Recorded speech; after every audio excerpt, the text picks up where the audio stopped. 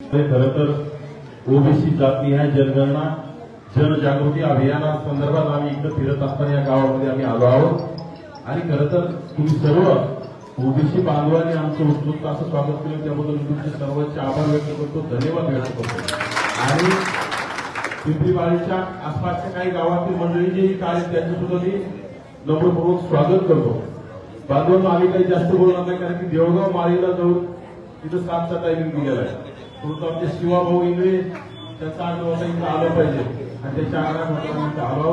आमच्यासोबत आमचे नेते प्राध्यापक लक्ष्मणराव हाके असतील, आमचे दुसरे नेते घोटळे मामा असतील आणि देवगाव माळून आमचे आलेगावचे माऊ जोजू विजयराव भराड, आमचे बलवीनजी बारगजे असतील, आमचे सरपंच सानप साहेब आहेत, आमचे माऊली, सगळेच हे मंडळी आमच्या सोबत अहोरात्र फिरणारे आमचा अनुज आहे. सगळे मंडळी ओबीसीचा जातनिहाय जनगणना व्हावी यासाठी सातत्याने आम्ही फिरत आहोत आणि खरं तर ओबीसी समाज सुद्धा उत्स्फूर्तपणे आता सगळ्यांना कळायला लागलाय. कारण अभिनय तो कभी नाही अशी परिस्थिती निर्माण झाली.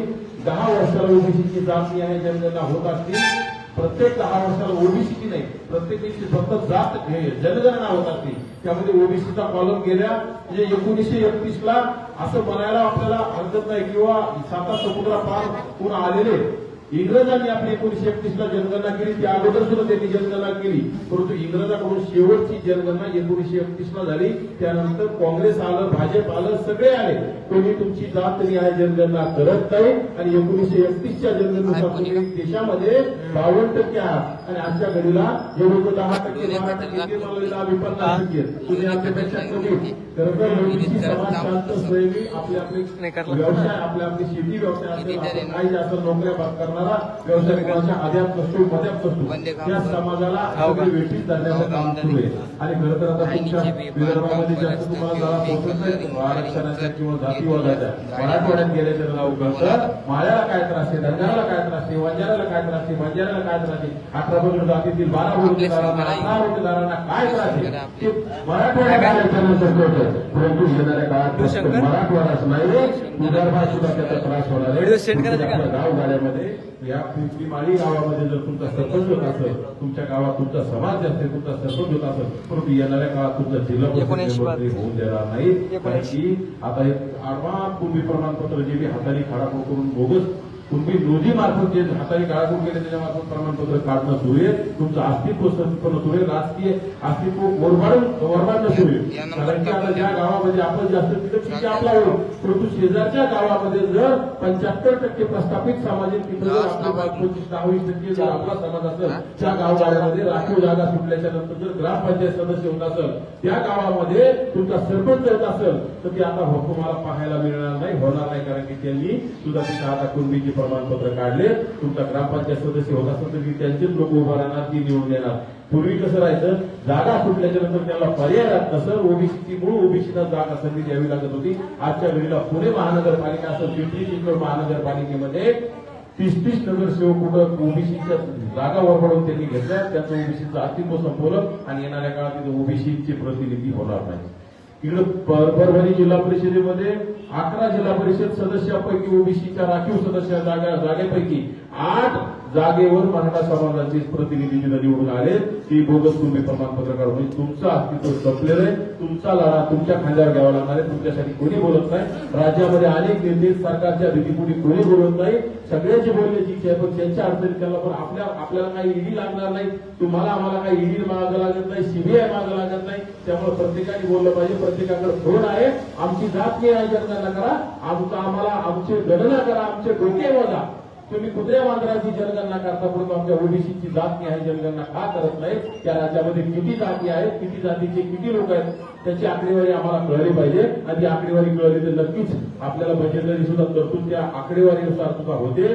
परंतु आपल्या वाट्याला हाके सर सांगतील तुम्हाला आपल्या वाट्याला माझ्या मते 1% सुद्धा राज्यामध्ये 52% ओबीसी समाज, मग 52% पैसे पाहिजे की नाही आपल्या वाट्याला? आपल्या वाट्याला 1% सुद्धा येत नाही. पण ते जर आपल्याला व्यवस्थित आपल्या मुलाबाळाचं शिक्षण झालं पाहिजे, आपल्याला सगळ्या सवलती मिळाल्या पाहिजे, त्यासाठी आपल्याला जातनिहाय जनगणना, आरक्षण असेल, सवलती असतील, सगळ्या योजनाचं मूळ कोणतं असेल तर जातनिहाय जनगणना. ती जनगणना 1931 ला इंग्रजांनी केली. त्यानंतर 2011 तत्कालीन खासदार, नाशिकचे तत्कालीन खासदार समीर भाऊ भुजबळ यांनी सभागृहामध्ये मागणी केली आणि त्या मागणीला लोकनेते स्वर्गीय गोपीनाथरावजी मुंडे साहेबांनी तिथं पक्षाच्या विरोधात जाऊन, भाजपच्या विरोधात जाऊन आणि भाजपच्या नेत्याला न विचारता तिथं पाठिंबा दिला. त्यानंतर लालू प्रसाद यादव असतील, शरदजी यादव असतील, रामविलास पासवान असतील, असे अनेक नेते एकत्र आले आणि 100 पेक्षा जास्त खासदार एकत्र येऊन त्यांनी त्या संसदेला घेराव घालला आणि त्यावेळेस मनमोहन सिंगाच्या सरकारने ओबीसीची जातनिहाय जनगणना करण्याची घोषणा केली. परंतु त्यानंतर काही दिवसातच आजचे दिनचे स्वप्न दाखवणारे, आपल्याला आजचे दिन आएंगे म्हणणारे आपल्याला सुरुवात झाली आणि हळूहळू आपण सुद्धा त्या काँग्रेसच्या विरोधात बोलत गेलो नंतर ती जनगणना थोडीफार झाली, पश्चात गुंडाळून ठेवली आणि आता 2014ला मोदी साहेब आले.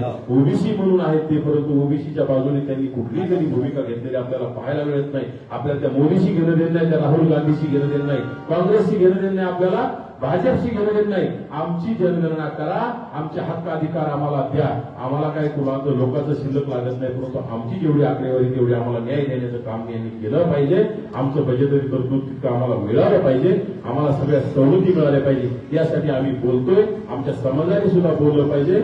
आणि आता 2024च्या खरं तर 2011च्या नंतर 2021ला जनगणना व्हायला पाहिजे होती, परंतु 2024 पर्यंत सुद्धा जनगणनेचं काही तास भिजत गोंधळ ठेवला आणि 2024ला कुठतरी घोषणा केल्या.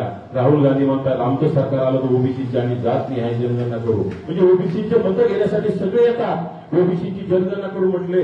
नंतर लगेच अमित शहाजी येतात, ते म्हणतात आमचं सरकार येणार आहे आणि आम्ही जनगणना करणार आहोत. परंतु आता जनगणना सुरू झाली, परंतु त्यामध्ये ओबीसी जातीचा कुठल्याही जातीचा कॉलम नाही. त्यासाठी आम्ही ही ओबीसी जातनिहाय जनगणना जनजागृती अभियान महाराष्ट्रावर सुरू 100 सभाचा आमचा मानस आहे, आयोजन आहे. त्यापैकी माझ्यामध्ये सर आपली 11वी 12वी याची 11वी सभा या लहान असतात, मोठ्या असतात, काही ठिकाणी छोट्या होतात, काही ठिकाणी मोठ्या होतात, काही ठिकाणी ग्रामसभा होतात, काही ठिकाणी प्रचंड मोठ्या सभा होतात. रात्री खूप मोठी झाली, आता देवगाववाली सुद्धा मोठी आहे. परंतु समाजाने जागा झालं पाहिजे आणि तुम्ही सुद्धा आम्ही जसं फिरतोय तुमच्या आसपासच्या लोकांना फोनवर सांगा, पाहुण्या रावण्याला सांगा आणि जे येणारे लोक आहेत त्यांना सगळ्यांना सांगा की सोशल मीडियावर व्यक्त व्हा. मागच्या काळात तुम्ही पाहिले कॉक्रोच जनता पार्टीनं प्लॅटफॉर्म ओपन केला आणि त्या देशातील राज्यातील असंतोष बाहेर पडला. त्या सरकारच्या विरोधातला राग लोकांनी त्याच्यामध्ये व्यक्त केला आणि त्या कॉक्रोच जनता पार्टीच्या प्लॅटफॉर्मला माझ्या मते 3 कोटीपेक्षा जास्त लोकांनी त्याला फॉलो केलं.